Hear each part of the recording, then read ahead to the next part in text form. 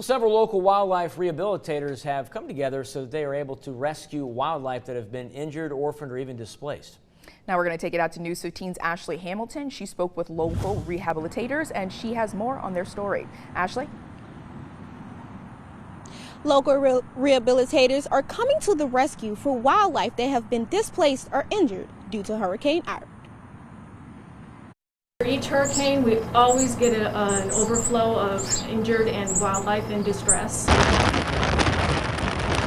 Ida's wind and rain injured many wild animals as the storm moved through southeast Louisiana. Founder of Acadiana Wildlife Education and Rehabilitation, Letitia Levy, says the donation of cages will be helpful as animals are transported here in Lafayette.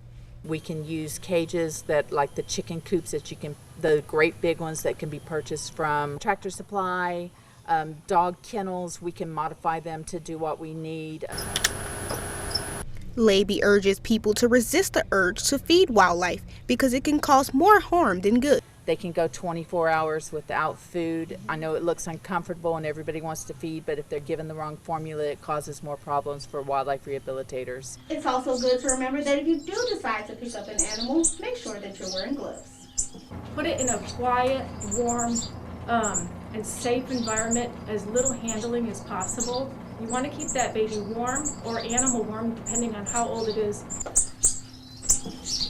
Julie Rabelais is the founder for the Birds of Acadiana. She says that there's an overflow of animals every hurricane season, especially squirrels. They're just displaced from the trees, from the wind. You know, their little nests get blown down, and they're found wet and cold.